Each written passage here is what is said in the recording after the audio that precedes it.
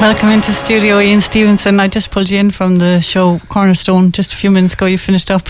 And how are you doing? Thanks very much. AKA Dr. Fiasco, of course, to everybody who just listened. I just wanted to talk to you about your DVD that has just come out, If the Walls Could Talk, and the story of Cork's heritage. Yeah, it's a kind of a series of different stories about buildings that were part of the Heritage Open Day event during the summer. It was originally myself and Mark Wilkins, who are the producers of the DVD. We were working with the Cork Folklore Project, and the project was approached by Niamh Toomey, who is the Heritage Officer for the Cork City Council, and she'd had the idea beforehand, but there wasn't time to kind of get it organised. But this year we managed to go out and to conduct interviews with people, just to ask about stories about a few of the buildings on the Heritage Trail. There's a large number. There's almost 40 buildings, so we just picked a few for this year, and we're hoping to maybe do another one next year as well. Oh yeah.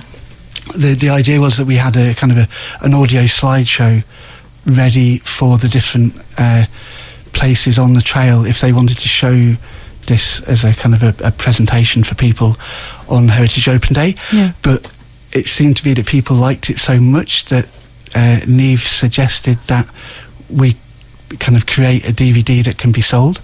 So this is now just gone on the market now. Perfect timing for the Christmas market as well. I bought one myself actually, and I watched it last night, and I think it's excellent, absolutely excellent. It's fascinating to go back in time and see how the landmarks have evolved in time, and how their function has changed, considering the different people who've occupied it, and it gives you a better understanding of your past, I think.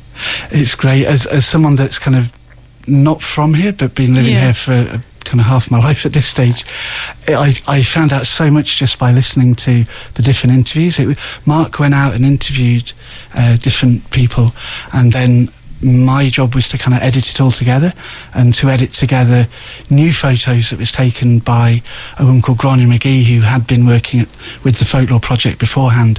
So she had a kind of a big wide range selection of shots already, but then we were asking to go out and get more and take some of this and take some of that. So she would go around with Mark and take new photos, but also the author Michael Lenihan, who has done 3 books now. He's Hidden Cork, Pure Cork, and now brand new one, Timeless Cork. He gave us permission to use his archive of kind of much older images of the city, so they combine well with Gráinne's contemporary photos and the interviews that Mark did all together in the one piece. Yeah, Mark did fairly intensive research, in fairness to him, didn't he? He did, yes, yeah, he did. And we have research on other places that weren't included this year as well. Yeah. So particularly the Opera House, they would have been one of the ones we were going to do this year, but because Grease, the musical, kind of it had its run extended, they weren't able to be open to the public for Heritage Open Day this year. So we have that ready to go as one for the next one, Touchwood. Yeah.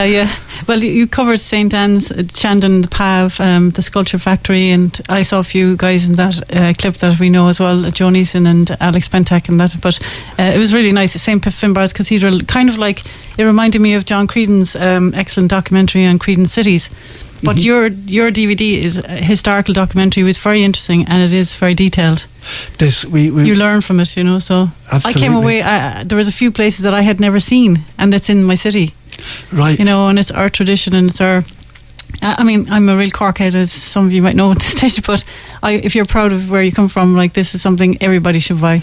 But it is fun. It's really good fun. There's some of the people that were interviewed, particularly Ronnie Hurley and Pat Walsh. They're kind of local historians, and Pat Zarella, historian. They're so passionate about the stories, and it's really kind of contagious. It kind of it draws you in, and they're kind of intercut with maybe kind of some people that live locally telling stories about what it was like growing up near these places, even though they kind of took them for granted and things. And it's brilliant. And then there's places like the Masonic Hall that are only open on certain days of the year, like Heritage Open Day or maybe Culture Night, things like that. And tell me, the music, Mark put together the music, did he? That's right. It was a piece that he'd composed beforehand about the River Lee. It was a kind of an imaginary journey following the Lee down from the mountains and kind of following it into the city. So we kind of used different parts of that, different stages of the kind of like the DVD, to give people a bit of a breather, and in many cases to showcase some of Gráinne's incredible panoramic images. Yeah, very good. So will you tell me where you can get it? I mean, I bought one myself personally, but there's a lot of places stocking it. It's quite a great gift for people, definitely. So that's right. We were very lucky with people being willing to distribute it for us, and the Liam Russell's and Vibes and Scribes are two of the shops in the city centre that have it. And then there's also places that are kind of maybe the visitors to the city will find it, such as the Vision Centre and Blackrock Castle Observatory.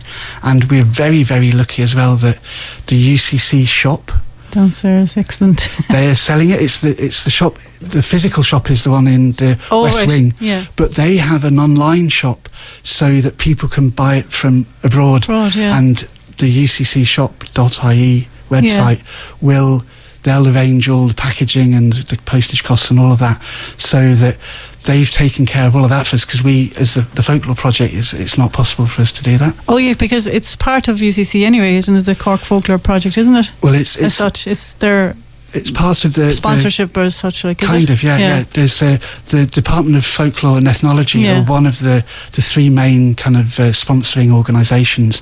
The other two being Northside Community Enterprises up in Farron Ferris, which is where the project is physically based, and also then what would have been FOS but is now within the Department of Social Protection. They're also involved. So they're the three kind of main pillars that have enabled the project to go on. It was kind of started in 1996. So it's a training scheme as well for unemployed as well, and there are a lot of crafts and skills that are learned, and I think everybody in Cork should go out and buy one. I'd encourage everybody. I know my cousins in New Zealand, who left here 16 years ago. I'm going to send them one definitely. That's it. Yeah. Congratulations! It's a great accomplishment. Thanks a million, and thanks for having me. for coming to chat to me just after you finished your show. Anyway, I'm going to pray Fred now. Thanks. Thanks, Mil.